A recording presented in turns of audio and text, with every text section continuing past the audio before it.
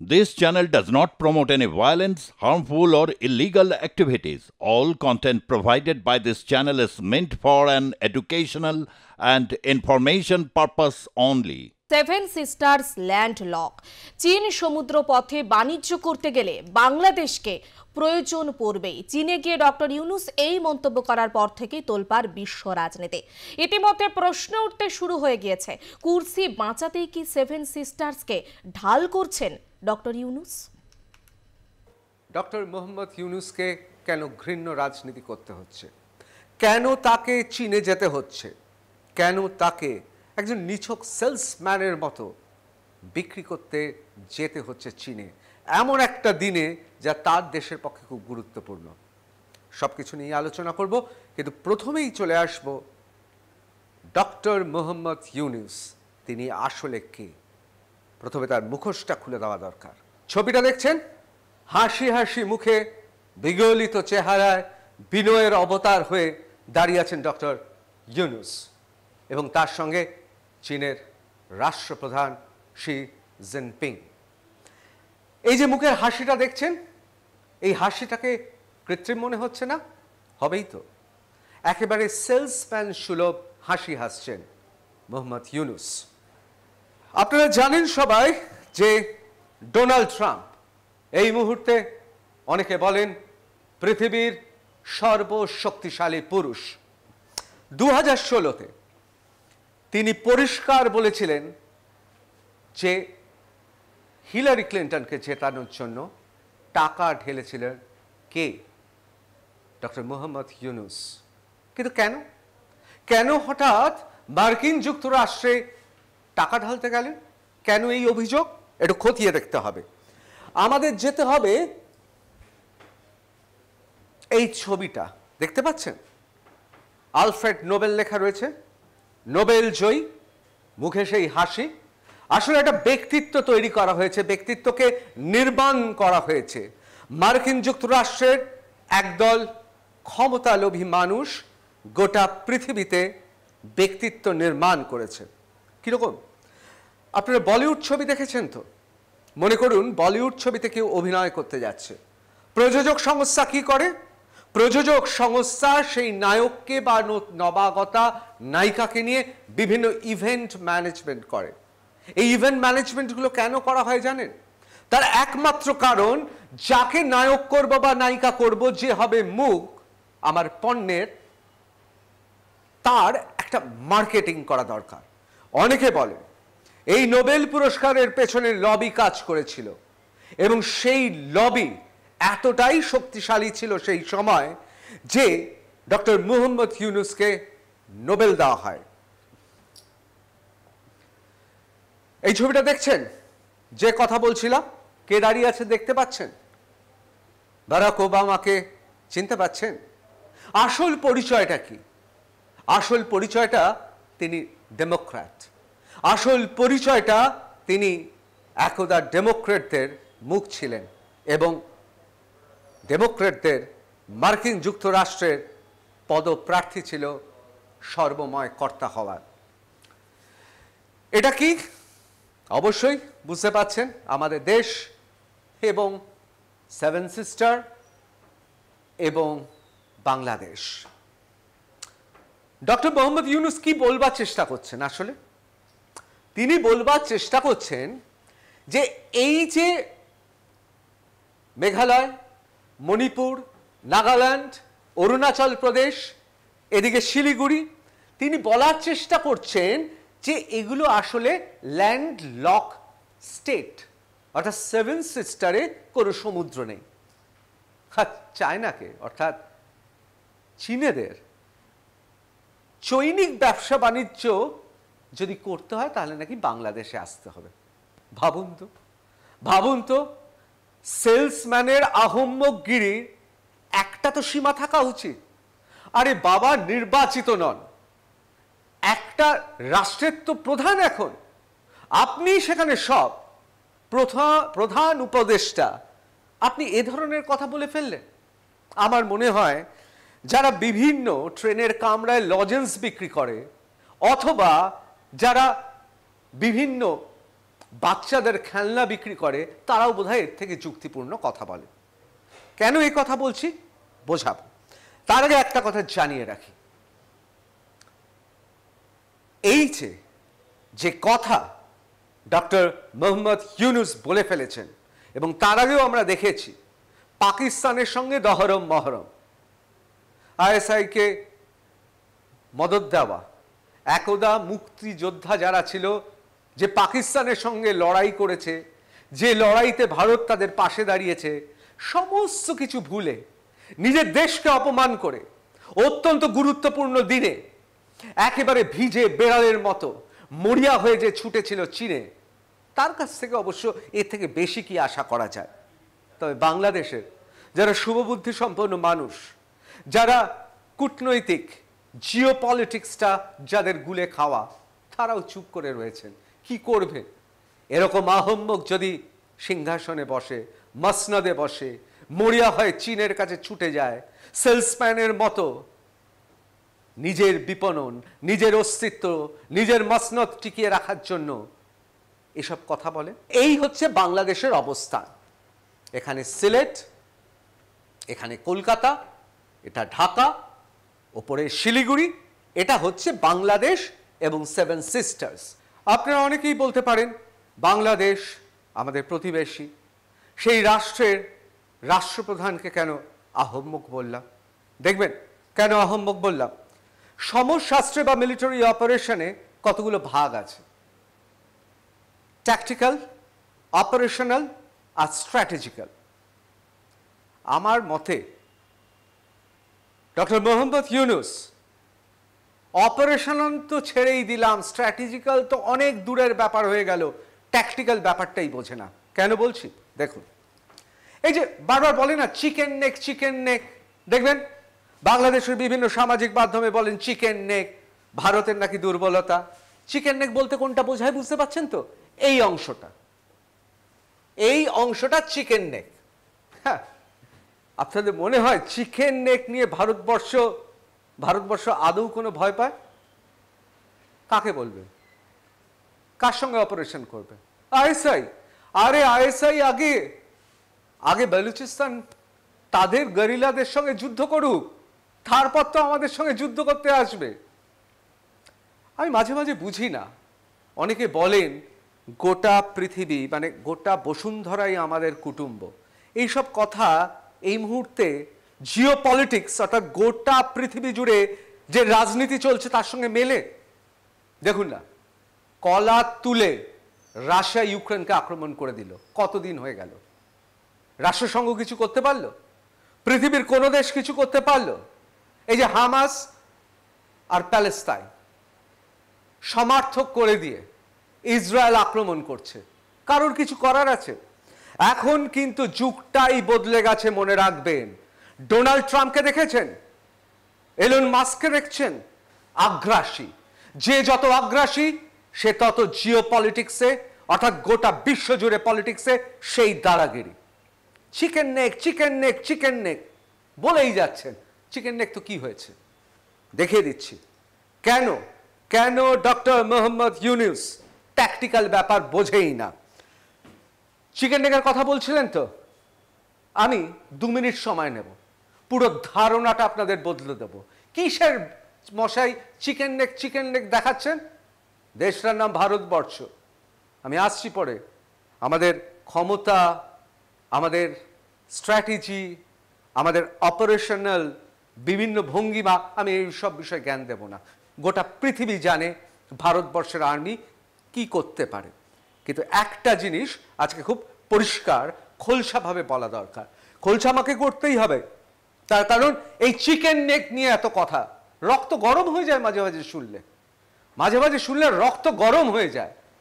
এতদিন কিছু বলছিলাম না, এখন চীনেতে গিয়ে যে সেলসম্যান গিরি করে এসেছেন ডক্টর মোহাম্মদ ইউনুস, এবার মনে হচ্ছে এসব যদি না বলি তাহলে সাংবাদিকতাটা ছেড়েই দিতে হবে। তাহলে কিসের ভারতবাসী, গর্বিত ভারতবাসী? যাই হোক, একেবারে কাজের কথায় আসি।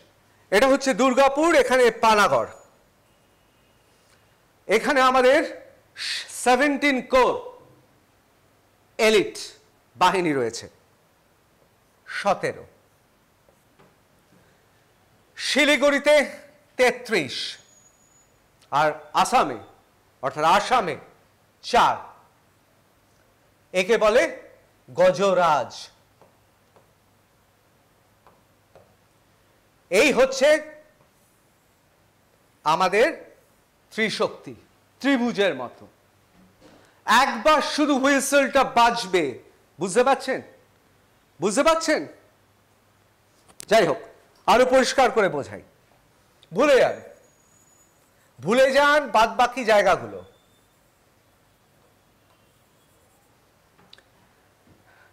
আপনারা দেখেছেন ত্রিভুজটা? এই চিকেন নেক নিয়ে এত কথাবার্তা, তো এই অংশটা, এই গোটা অংশটা ধরে রাখুন 570 বর্গ কিলোমিটার। এটা তাহলে মেরে কেটে কত হবে? 100। ডক্টর মোহাম্মদ ইউনুস সেলসম্যান রূপে চীনাকে গিয়ে কি বোঝাচ্ছে জানেন? তাদের বোঝাচ্ছে যে তোমাদের যদি ব্যবসা করতে হয় তাহলে বাংলাদেশের মধ্য দিয়ে ব্যবসা করতে হবে।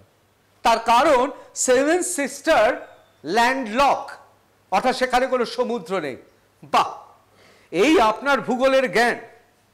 ডক্টর মোহাম্মদ ইউনুস নোবেল জয়ী, আপনার ভূগোলের প্রতি কি ছোটবেলা থেকেই অনীহা ছিল?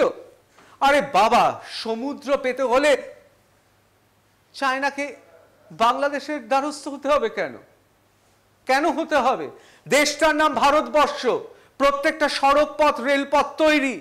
চীন যদি মনে করে শুধু ভারত সরকারের অনুমতি নেবে, কলকাতা থেকে শুরু করে গোটা দেশ পড়ে রয়েছে। আমি তর্কের খাতিরে মেনে নিলাম যে আমাদের 7 সিস্টার্স তারা ল্যান্ডলক, অর্থাৎ সেখানে সমুদ্র নেই। আরে বাবা, আমাদের তো মধ্যপ্রদেশ, ইউপি, কোথায় সমুদ্র? তাই বলে কি বাণিজ্য হয় না নাকি ওইসব রাজ্যগুলোতে? বাজার নেই নাকি?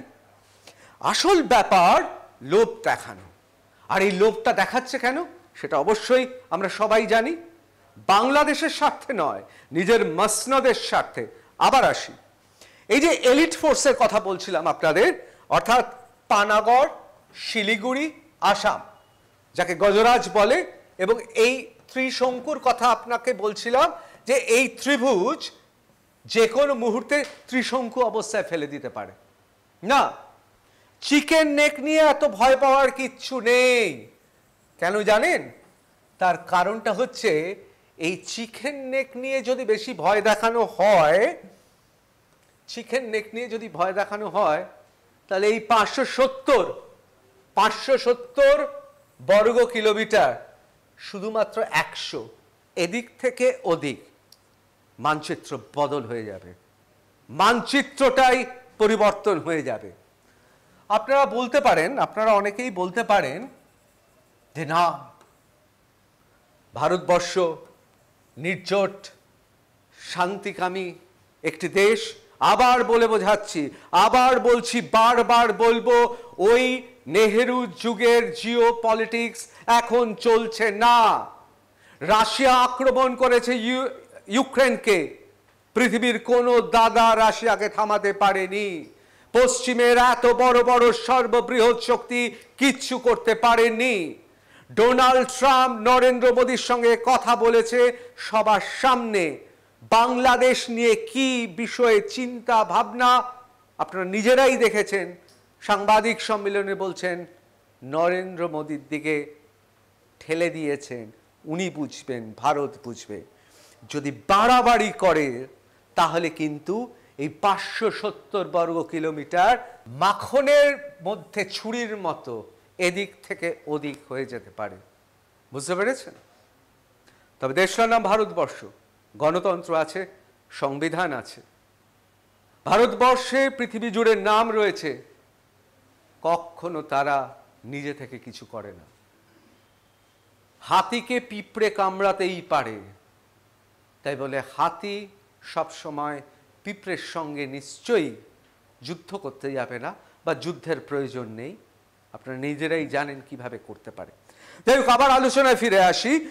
এই যে দেখতে পাচ্ছেন, যদি এই ধরনের ঘটনা ঘটে তাহলে চিকেন নেক বলে কিছু থাকছে? তাহলে কার চিকেন নেক, কোন মুরগির গলা, কে মুরগি হবে স্পষ্ট বোঝা যাচ্ছে। এখন প্রশ্ন হচ্ছে যে কেন চীনে গিয়ে এসব কথা বললেন ডক্টর মোহাম্মদ ইউনূস? খুব সোজা, তিনি জানেন এই মুহূর্তে নির্বাচন হলে হাসতে হাসতে বিএনপি আসবে, জামাতে কিছু আসন পাবে। এখনো অবধি যা অবস্থা তাতে ডক্টর মোহাম্মদ ইউনূস তার কিছু করার নেই। 2024 থেকে তিনি বলে যাচ্ছেন 26-এ নির্বাচন করবেন। এই বছরের প্রথম 3 মাস ফার্স্ট কোয়ার্টার চলে গেছে, কি উন্নতি হয়েছে? আমাদের বাংলাদেশের যারা বন্ধুরা আছেন তারা নিজেরা বিলক্ষণ বুঝতে পারছেন। আসলে বাংলাদেশকে বাজিয়ে রেখে ডক্টর মোহাম্মদ ইউনূস চাইছেন চীনা সাহায্য, যাতে সেই সাহায্য দেখিয়ে কোনো মতে সময়টাকে কিনে বাংলাদেশে ক্ষমতায় আসতে পারেন। বুঝতে পারছেন কতটা ভয়ানক? বাংলাদেশ সেই দেশকে বাজি লাগাচ্ছেন শুধুমাত্র বয়সকালে মতিভ্রম হয়েছে বলে। আরেকটা কথা বলি, যেটা আগেও বলেছি, এখন জিওপলিটিক্সটা পুরোপুরি ক্ষমতা আর আগ্রাসী মনোভাবের উপর দাঁড়িয়ে আছে। অর্থাৎ বার যদি কেউ চিকেন নেক বলে, তাহলে বুঝতে পেরেছেন তো কি করার ক্ষমতা রাখে। আমি তো শুধুমাত্র এলিট ফোর্সগুলোর কথা বললাম। মনে রাখবেন, মেঘালয় থেকে শুরু করে প্রতিটি জায়গায় আমাদের ফোর্স রয়েছে। ত্রিপুরা থেকে শুরু করে শিলচরের কাছে থেকে শুরু করে মেঘালয় থেকে শুরু করে প্রতিটা জায়গায় ফোর্স রয়েছে। আমি এত হলফ করে দায়িত্ব নিয়ে বলছি আমাদের রিজার্ভে যে জওয়ানরা আছেন না, রিজার্ভ ফোর্সে যে জওয়ানরা আছে, এলিট ফোর্স তো ছেড়েই দিলাম, অন্যান্য ফোর্সগুলো তো ছেড়েই দিলাম, কেন্দ্রীয় বাহিনী ছেড়েই দিলাম, আমাদের শুধুমাত্র রিজার্ভে যা ফোর্স আছে তা বাংলাদেশকে ঠেকাতে বা বাংলাদেশের সঙ্গে লড়াই করতে শুধু রিজার্ভ ফোর্স নামিয়ে দিলেই যথেষ্ট। সুতরাং বুঝতে পাচ্ছেন চিকেন নেকের হুমকি দিলে কি হতে পারে? বুঝতে পাচ্ছেন একজন লোক যিনি বয়সকালে শুধুমাত্র ক্ষমতা দখলের জন্য তিনি বলছেন এবং বোকা আহম্মক সেলসম্যানের মতো চীনকে বোঝাতে গেছেন। বুঝতে পাচ্ছেন ডোনাল্ড ট্রাম্প অনেক মিনতি, অনেক বার্তা পাঠানো হয়েছে, কর্ণপাতই করছেন না, পাত্তাই দিচ্ছেন না। ভারতের প্রধানমন্ত্রী নরেন্দ্র মোদীর সঙ্গে বিদেশে বসার জন্য আবেদন করছে, ভারত পাত্তাই দিচ্ছে না। দেবে কেন? আরে আপনি কি নির্বাচিত জনপ্রতিনিধি? আপনি কি নির্বাচিত রাষ্ট্রপ্রধান? ভারত নির্বাচিত রাষ্ট্রপ্রধান ছাড়া কথা বলে না। আরেকটা কথা খুব পরিষ্কার করে জানাই, বাংলাদেশের মানুষও বুঝতে পারছেন যে আসলে গোটা দেশটাকে বাজি রাখা হচ্ছে। বিএনপি থেকে শুরু করে জামাতে থেকে শুরু করে অন্যান্য পার্টি নেতৃত্ব তারাও বুঝতে পাচ্ছেন ডক্টর মোহাম্মদ ইউনূস কি করছেন। আমি ব্যক্তিগতভাবে মনে করি ভারত তার আগ্রাসী ভূমিকা দেখানো আসলে কোনো বেপরোয়া বা কোনো বলা যেতে পারে সামরিক ভাষায় কোনো হঠকারী সিদ্ধান্ত নয়। এই সময় জিওপলিটিক্সে এই রকম আগ্রাসী শক্ত মনোভাব তাকে আরো শক্তিশালী করে, কারণ কোনোভাবেই ভারতের সঙ্গে বাংলাদেশের টাফ ফাইট নয়। আবার অন্য দিক থেকে এটা খুব পরিষ্কার যে বাংলাদেশ এবং বাংলাদেশের রাষ্ট্রপ্রধান যদি সবক না শেখে এত কিছুর পরেও, তাহলে বোধহয় সময় হচ্ছে হেস্তনেস্ত হয়ে যাওয়ার। পাকিস্তান তার লাইন অফ কন্ট্রোল নিয়ে একটা সময় বলা হতো ওদের কাছে পরমাণু শক্তি আছে, ওদের কাছে অ্যাটম বোম আছে, আমরা ইচ্ছে করলেই জয় করতে পারি, কিন্তু ওরাও ক্ষমতাশালী। এখন বিশ্বের রাজনীতিতে এই সংজ্ঞাগুলো বদলে গেছে। হ্যাঁ, যার কাছে নিউক্লিয়ার ওয়েপন আছে অন্যদের কাছেও আছে, আমরা জানি। তাই বলে কার্গিল যুদ্ধ হয়নি, তাই বলে অন্যান্য যুদ্ধ হয়নি। সুতরাং এই সময়ে দাঁড়িয়ে ভারতবর্ষের সার্বভৌমত্বের প্রতি কেউ যদি কোনোভাবে কোনো রকম এমন কথা বলে, তাহলে সেটা ভারতবর্ষ সহ্য করবে না। আর ডক্টর মোহাম্মদ ইউনূস মাইকেল মধুসূদন দত্তের একটি বিখ্যাত নাটক আছে, পড়ে নেবেন, বুড়ো শালিকের ঘাড়েরও, আপনার কাজে আসবে।